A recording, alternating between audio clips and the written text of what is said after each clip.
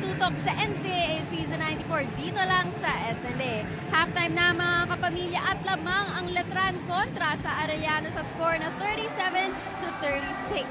Speaking of which, kasama ko ngayon ang team captain ng Arellano Braves na si Resty Fornis. Resty, ang Arellano ngayon dehado pero kasama mo sila sa training. Alam mo kung gaano sila kasipag at naghihirap. Sino nga ba doon ang idol mo at bakit? Si Kuya Mike Cañete kasi lagi ko siyang nakitang nag-extra, sobrang sipag niya. Tsaka sa training naman, kapag napapanood ko siya, sa isang leader sa loob ng court, tsaka sobrang bait niya. Okay, and speaking of itong sina Kuya Michael mo and the rest of the Arellano Chiefs, ano sa tingin mo ang dapat nilang gawin para makabawi ngayong second half? Sa tingin ko kailangan pa nilang gawin ay pagbutihin pa yung depensa nila at saka mag-communicate sila sa loob. At sa ganun maayos. Meron ka bang mensahe para sa mga kuya mo? Isa lang masasabi ko sa mga kuya ko, go kuya, galingan pa natin, iuwi natin ang kampyonato sa Ligarda. Go Arellano!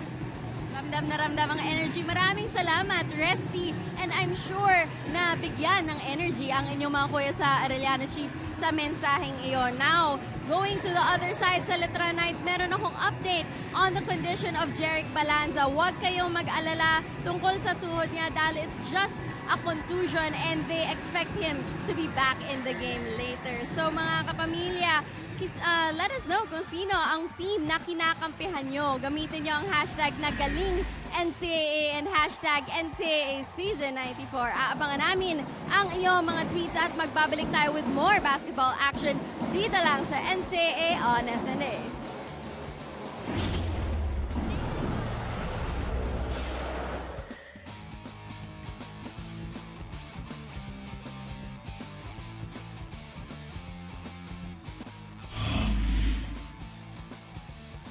And we're back in San Juan. At the half, lamang ang Letran Knights over the Arellano Chiefs. 37-36. I'm sure if nakatuto kayo throughout the first half, matutuwa kayo sa bilis ng laro, sa dikit ng laban. Neither team wanting to get left behind. And we welcome you to our live coverage dito sa SNA. Miko Alili kasama si Mikey Reyes and Mikey. The pace of this game, hihingalin ang mga malalaro at manonood. Pero yun nga ang gusto ng both teams is really to be aggressive and talagang atake up and down basketball, talagang hilig ng both teams and both coaches. So both these teams ginagawa rin naman yung game plan and anong nakasanayan nila. And they've also taken turns, no? Nung opening quarter, it was the Arellano Chiefs na nagkaroon ng strong finishing kick. They had a 6-1 run to end that quarter, and then Letran naman, they had a 10-2 run to end the second period as we look at the halftime numbers. So gaya ng sabi mo, Tito Miko, it's really been a game of runs. Yung field goals natin dito, pare-parehas lang silang 38%. Ang second chance points ng Letran, dun sila lumalamang. Pero bumabawi naman ang Arellano with their offense generated by their defense. And Arellano, led by Renz Alcuriza, 18 points off the bench na ang AU, 10 doon. Galing dito kay Alcuriza. Tingnan natin kung paano magre-react ang Letran dun kay na Alcuriza and company coming off the bench. Speaking of the bench, yes, players coming off the bench delivering key performances as well from that first half. Taking a closer look at the Letran Knights. Bonquito showing he scores inside and outside. And then you've got Bonbon Batelier setting up guys like Farito. What is Letran doing right so far? Ang kagandahan dun sa second quarter nila where they made their run is Bonbon Batilla just really tried to slice the defense and to create points off yung mga 3 points ni Bonquinto tas yung mga drop passes. Sa kabila naman, Cañete still on fire, 13 points. Pero itong si Alcuriza, 10 points in the second quarter alone. Malaking bagay yan coming off the bench again. Itong si Alcuriza, Levi de la Cruz also with 5 points of his own. So, medyo balanced attack from both teams. Quinto with 9, Farito with 8, Batelier with 6. Sa kabila naman, medyo balanced din. 13, 10, and 5 for the Chiefs. So the Letran Knights and the Arellano Chiefs, they want to stay in the upper half of the team standings. Letran going for win number 4. Arellano going for win number 3. We'll be back with more dito sa NCAA on SNA.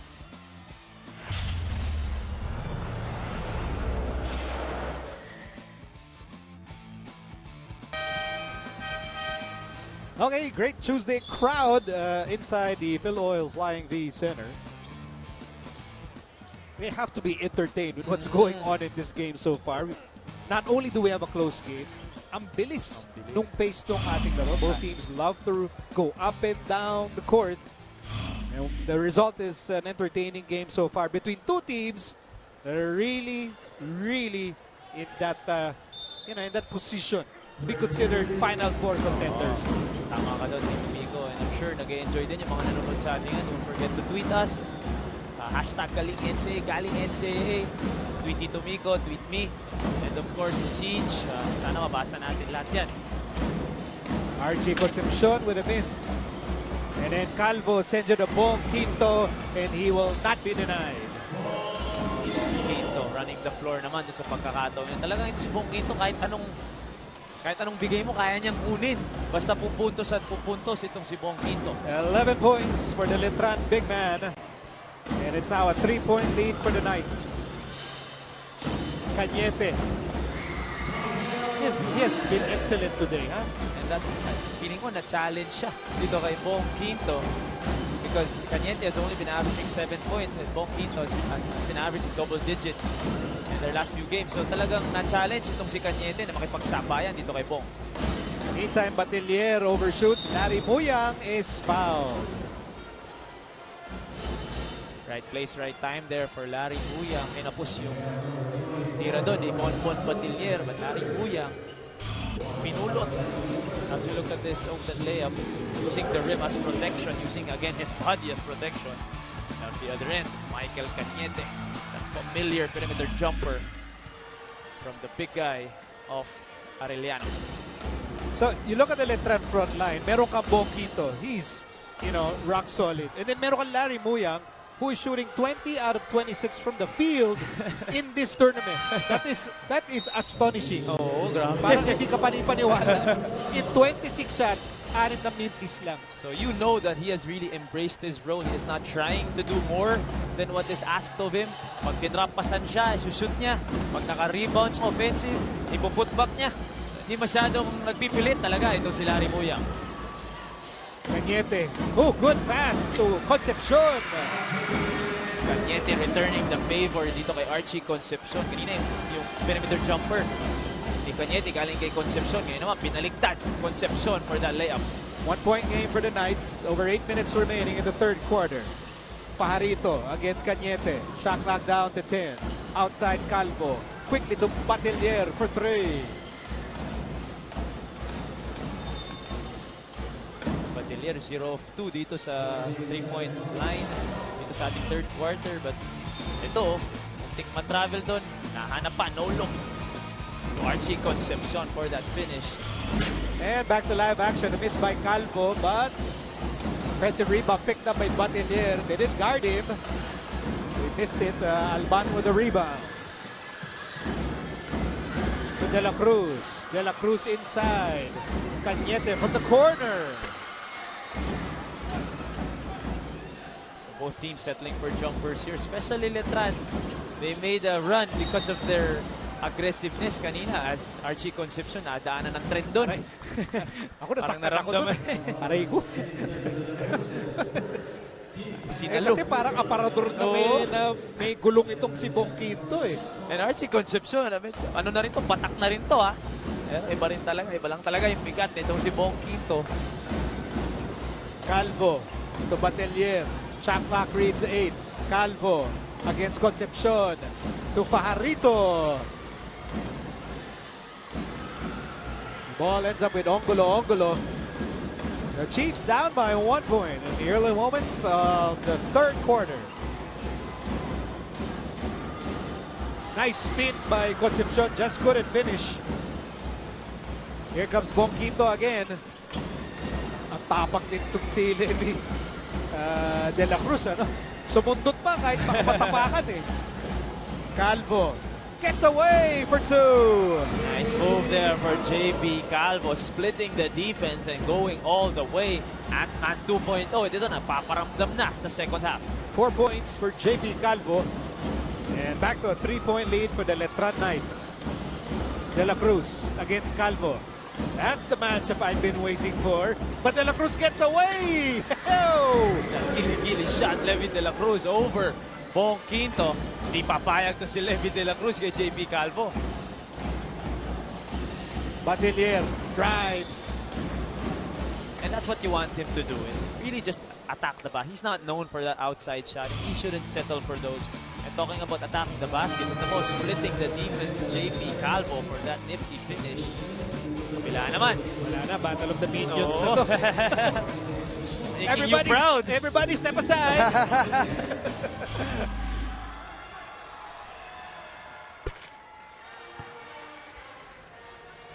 Larry Moyang, we mentioned his astonishing field goal percentage in this tournament.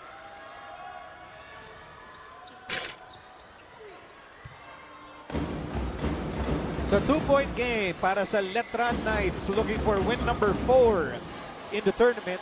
At mahalaga yan dahil yung, LPU remains undefeated. San Beda is still undefeated.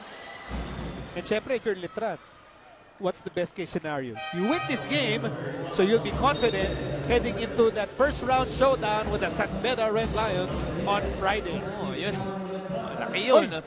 Good to see Jeric Balanza Ayun, back in the game. Baka nga natuhod lang kanina. Or naulo yung tuhod niya. Michael Cañete with that half spin fall away. Kumpiyansa ito si Michael Cañete today. Cañete now with 17 points in the game, leading all scorers. And he ties the game at 44, our sixth deadlock.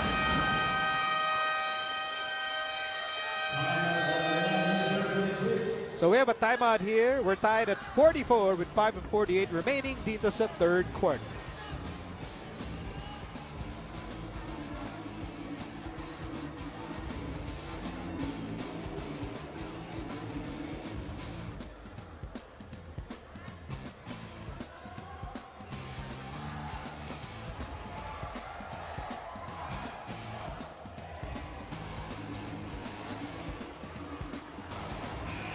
Nagbabalik ang NCAA Season 94 dito lang sa SNA.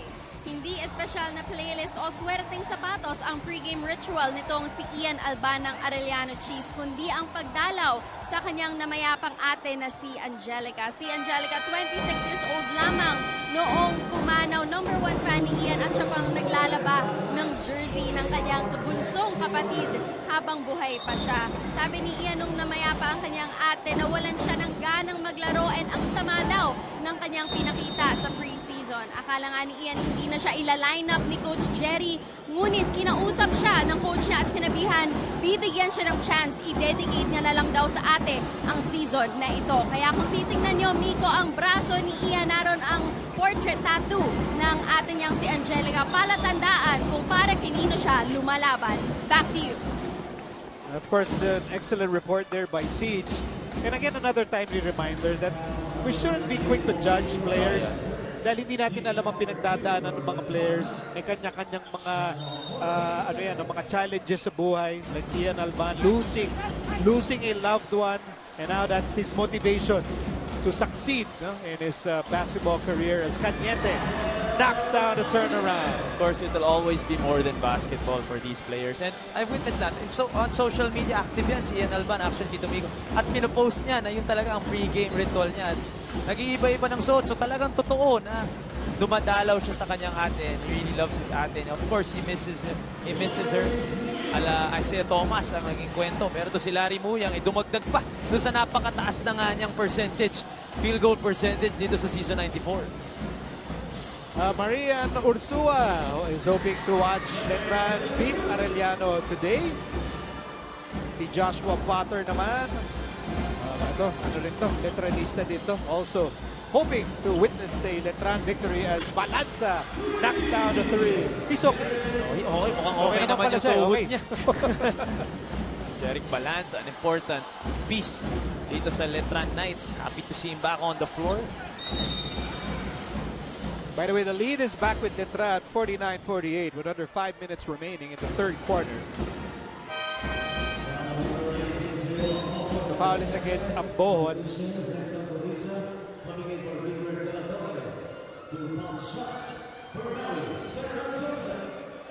just one point lang ang lamang dito ng Letran, and Michael Cañete trying his best. 19 points and 15 shots, 7 rebounds, a couple of assists, and a couple of steals. So playing a very all-around game itong si Michael Cañete. Akala ko pinagpahinga muna, pero hindi. Kailangan ni Coach Jerry na nandyan siya.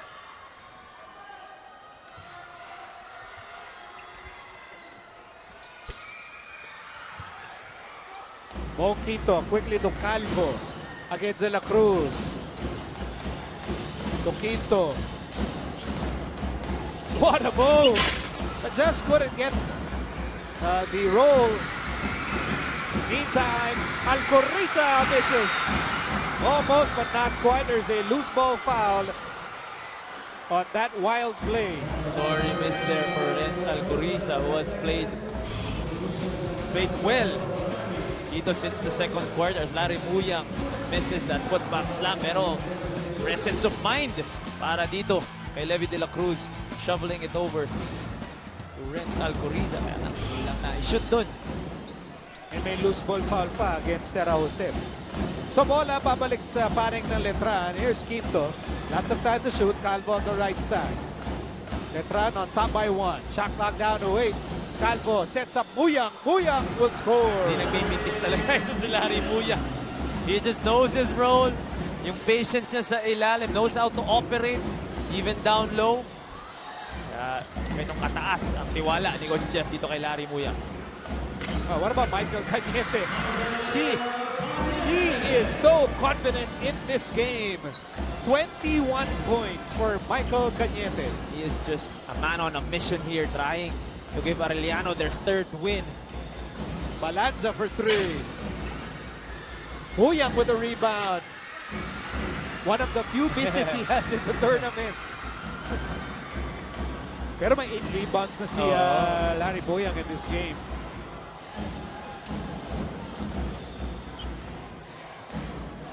Under 3 minutes remaining in the 3rd period. Cañete for 3. Too strong. Balanza. 3-on-2 break. Calvo. Yes, sir! What a move there for the little guy, JP Calvo. De La Cruz will answer back. He does! Mga bata mo dito, Migo. Nagbabawi yan. Everybody step aside. Minions are taking over this game. It is 53-52. Chiefs down by 1. We'll be back in a moment.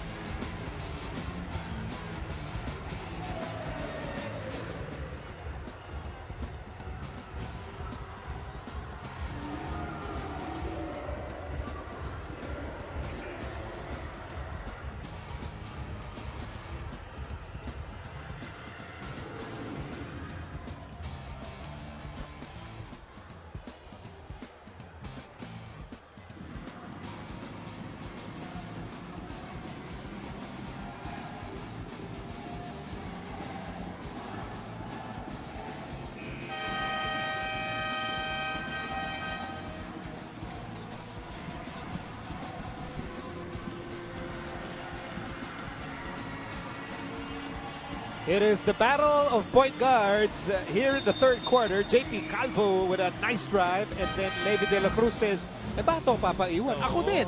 I will also score." Pull-up jumper on the break. Kaya si ate, hindi na malaman na paano mag-react eh. That's the kind of game that we've had so far. Oh, both top point guards delivering for their respective teams. Talking about Calvo and De La Cruz. As we see the beautiful faces here in the arena today, supporting their schools. Their schools are going all out to try and win this game. Ambon could have traveled. Yes, he was caught dancing to the wrong song. Yun ang iniintay ko eh. Dancing to the wrong song. Kaya ba? Iniintay ko kada may travel. Kaya ba alas 12 ka nagsimula eh? Hindi ka pa umuwi. Yun lang iniintay pala. Pwede na akong umuwi. Levi De La Cruz. Look at his numbers today. 11 points. 5 of 10 from the field this quarter. 6 points na. So talagang sila ni JP Calvo ang nagsasagutan, as we want to greet also si Manu Codinera na nagpakita kanina for a while. Anak ni Coach Jerry, naglalaro sa kanya. May birthday ngayon. Nice move by Jeric Balanza. At pumapana na. Mukhang okay na talaga yung tuhod niya. Because, you know, we were all worried. Oo. This was nangyari yan towards the end of the second quarter. Naumpog si Ian Alban sa tuhod ni Balanza. Balanza had to be brought to the locker room. But, as you can see, very, very clearly, he is okay. Okay lang siya. Pumapana pa. Konting ano lang yung kanina. Nabugbog lang ng konti. So, pagpag. And here's Balanza on the free throw line. 8 points so far for the lengthy wingman, Jeric Balanza. Isa pa to sa mga nagpapakitang gilas talaga sa Letran. Past years din. And you knew. Look at Balanza. What a steal. The ball fake. And then he will go to the free throw line. Kaming ball fake doon. At nag-sorry siya kagad kay Bonbon Batillier kasi pati yata si Batillier na fake doon sa ball fake. Ito si Jeric Balanza as the steal. Tamo, ball fake. Oh, pati si Bonbon na fake eh. Kaya nag-sorry agad si JP. Ay, si Jeric. Rin ang mga turnover na hindi gusto ni Coach Jerry. Mga useless turnovers like that. Again, it's okay to turn the ball over as long as you're active, you're aggressive, attacking the basket, trying to create plays. Pero yung mga ganong kaliliit na turnover, hindi na dapat nangyayari, lalo na sa ganitong game na dikitan. And you also like nag-sorry si Balanza kay Batillier because if you've been following Letran, their ball movement in this tournament has been very impressive. Oo, coming from the past years na medyo yun nga, sabi mo, Tito Miko, na merong alpha male. Ngayon, wala. So talagang umiikot ang bola. Ito rin, I'm sure, ang gusto ni Coach Jeff Napa for his team. As we see our free throw disparity, 7 attempts na ang Letran, making 6 of them. So you see the aggressiveness again of Letran. At the start of the quarter, they were settling for jumpers. Pero nag-adjust agad sila, drive sila ulit ng drive. And now, they have this comfy 6-point lead. Michael Cañete challenged by the two big men of Letran. Shot clock down to 5. And Abod clears the rebound for the Knights. Knights on top by 6. Calvo to Balanza. Batillier on the right side. Goes inside for 2. Wow, Bonbon Batillier driving from the right side of the rim, finishing on the left side, showing us yung athleticism niya dun sa tirang yun. 9 points for Batillier. Biggest lead of the game para sa Letran as Viloria knocks down the 3. Big shot there for Graniel Viloria. Medyo lumalayo na ang Letran dun. Pero sandali lang. Sabi ni Graniel. But Jeric Balanza answers back with his own 3-point shot. It is now an 11-3 run for the Knights. Lumabas na naman yung pana doon ni Jeric Balanza. Answering back. Itong 3 points ni Graniel Viloria. Viloria goes right. Viloria. I think he had the right idea in mind. Oh, medyo masyadong forward pass lang yung pasa niya doon. Kay Cañete as we look at this dipsy-do. Ooh, by Bonbon Batillier finishing on the left side, and then Graniel Viloria answers with a triple, and Jeric Balanza answers back right away with his own version of a top of the key triple. Back to the live action as Calvo will miss. Pajarito with a rebound and a putback. Kita-kita mo yung composure ng Letran. Run lang sandali itong Arellano. They don't need to call timeout. A timeout. They themselves can find a way na mabawi agad in Pajarito. Just being active down low, getting that offensive rebound, and again being patient underneath the rim and finishing. And free throw to boot para dito kay Pajarito. Almost a double-double for Christian Pajarito. And this Letran front line, they want a dominant performance today. Kasi alam nila, nanonood si San Beda and Coach Boy. He's somewhere here. Nakita natin siya kanina. No? Ayun, he's right here. Scouting for their showdown on Friday. At nung Lyceum pa, nandito na siya. So, dalawang team ang pinaghahandaan ng San Beda. Time running out here. At dyan magtatapos ang third quarter. Christian Pajarito and the Letran Knights are now on top by 11 points. A solid quarter here for Letran. course, Letran riding sa kanilang big men. Ang Arellano naman sa small guy nila sumakay as we see Jeric Balanza. Happy to see him back. JP Calvo going all the way for that nifty finish. Michael Cañete continuing his onslaught here in the third with that fall away jumper. And Bong Quinto out to Jeric Balanza, shooting his arrows to the delight of the Letran crowd. So yung Knight, may espada na, may pana pa. Okay, Letran, because of a 13-3 run, they're on top 66-55 at the end of the third quarter.